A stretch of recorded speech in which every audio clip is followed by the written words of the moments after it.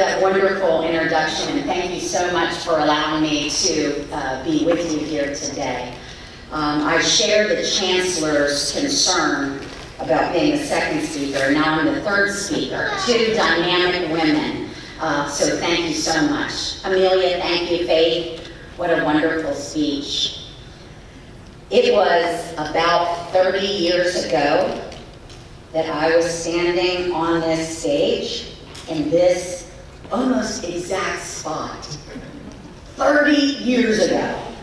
The difference, 30 years ago, Faith, I was standing here, my hair in braids, I had feathers out of the top of my head, and I had the best looking moccasins on you've ever seen.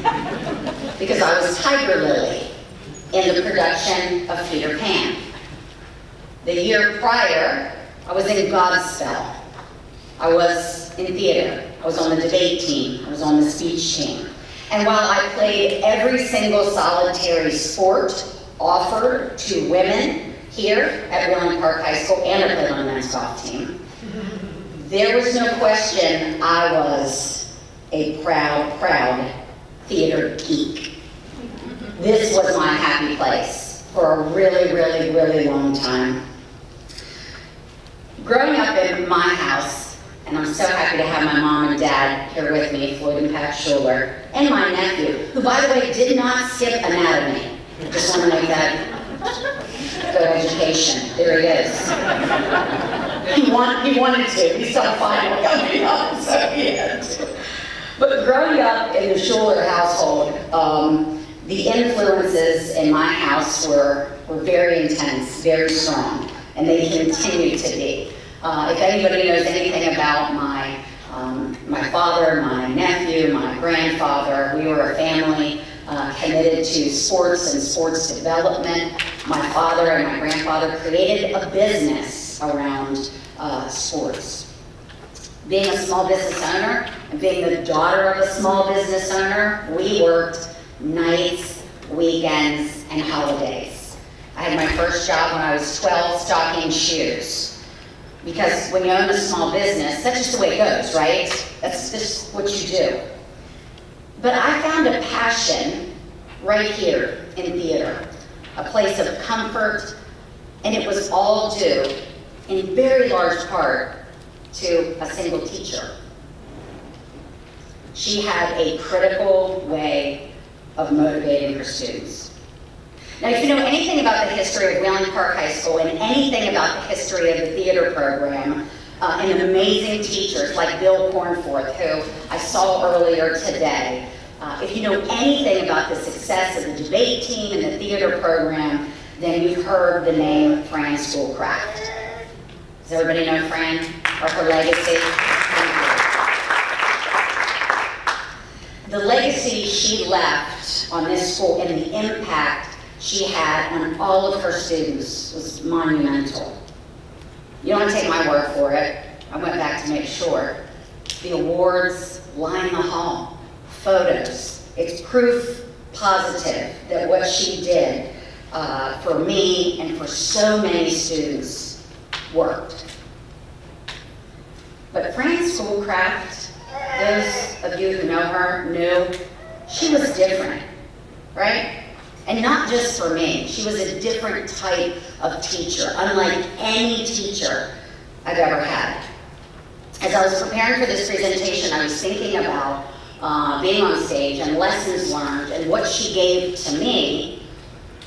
And it was really easy because they never really left. It wasn't that hard for me to dig down and ask the question, why is she so different? Why did her students, why did we all, not just one, but hundreds and hundreds of students want to always give their best to her? If they were performing on stage or competing in debate, why? What did she do that made it for us just to give our all? And it came to me. We were absolutely scared to death of her. And when I say scared to death, I kind of say it in a joking way, but also kind of not, right? She was, I promise you, without question, my very, very favorite teacher. I can't remember so many of the others, but she was one of my very, very favorite. So how can a teacher be your favorite, an instructor be your favorite? You'll do anything for her, adore her, even though she makes you want to throw up on your shoes when you walk out on stage. Well, I'll tell you. I remember as clear as day, I was sitting in this back room. Faith, I don't know if do you have class back there still? Yep. We were having class in the back, and we were preparing for a competition. I was doing a dramatic interpretation, I was participating, and Mrs. Schoolcraft selected a piece for me to present. Lily Tomlin's Search for Signs of Intelligent Life in the Universe. Right? I mean, it's crazy. It was very adult humor, and it was wickedly funny, but really, really difficult. So I took it home and I practiced like she made us all the time. It would be nothing for us to be here on a school night, I see that they're sticking their head, until 10:30, 11 o'clock at night, practicing and preparing. I practiced in the shower, I practiced in the mirror. Now, if you had her for class, you would know that she would sit all the way in the corner in the back of the room and she would scribble out little notes when you would do your practicing. And she would ask all of the students in the class to do it too. And she would require a couple of things. Number one, say something nice, say something positive, say something motivating to that person, but also then give them some type of feedback, some type of critique, if you will. So after my initial performance, I felt fantastic. I felt great. All of my girlfriends, when I left class, handed me their sheets of paper and said, "You're amazing, there's nobody else who could do it like you. You are so fantastic." And then I opened up Fran's note to me. And it said, and by the way, I still have this slip of paper. I still have it. It said, "That was not good at all."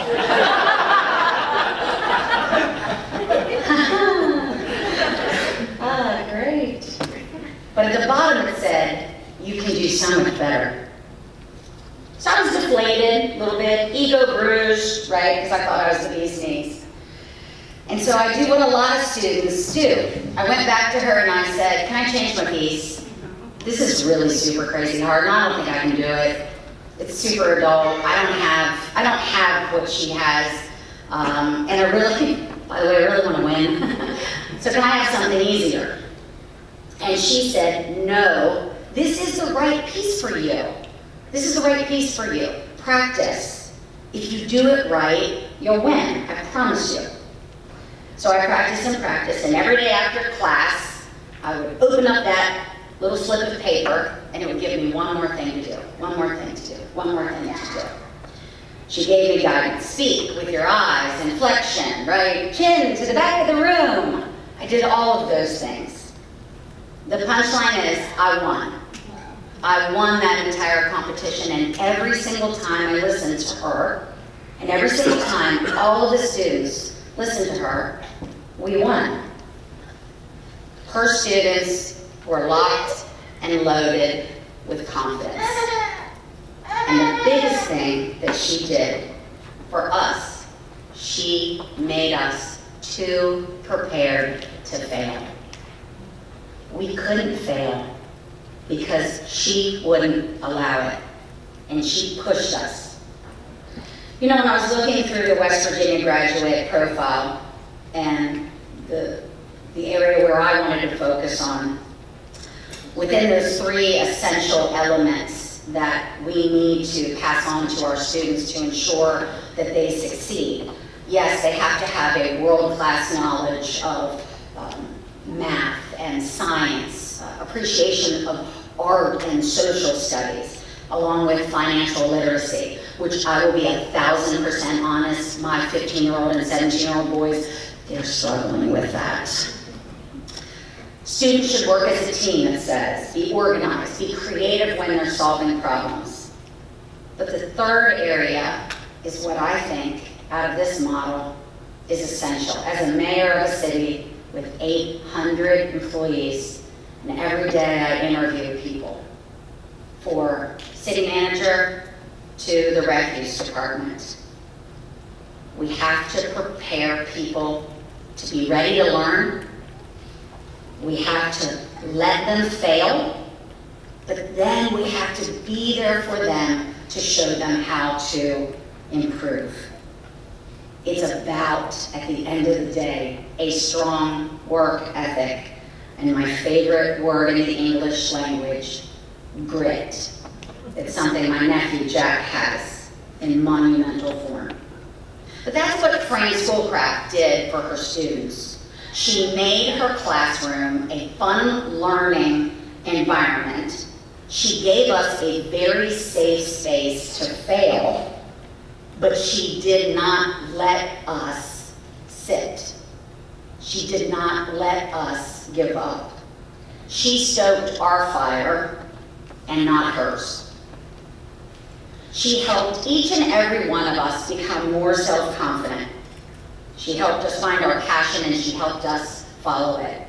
As a mother of two boys, I'll say, and I've said it so many times, I think as a parent, I always wanted that easy answer. If I could have self-confidence in a jar, as parents, wouldn't we buy it? We buy it all day long just to fill up our kids. We can do that, but in the education environment.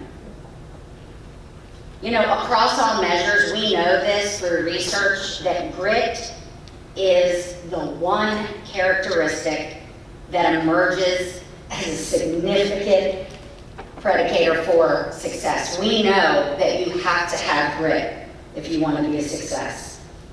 And while we need to notice honor and achievement, we also need to recognize the kids who work really, really hard, who play by the rules, and exhibit strong character. Even though I was blessed to grow up in a house with parents who taught me grit, there is something uniquely special when a teacher builds a classroom and her lesson plans around positive life characteristics. It's special. One of my favorite books, called Creating Innovators, is by Tony Wagner. If you have not read it, you should go out and read it immediately. He said in this passage that I love, once again, we see a pattern that is now familiar in the development of a young innovator. Parents who encourage their children to find and pursue their passions, and an outlier teacher who empowers her students to explore and to fail and to do better. Here's the good news. We all have that ability, right? The ability to empower someone and then be empowered. Doesn't take a PhD. Doesn't actually really take very much time at all.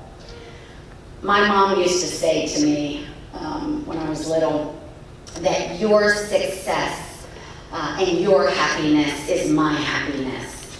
And I used to think, that ain't right, no way, that can't be true. But I get it now. At 48 years, I get it. Miss Schoolcraft, for her, our success was her success.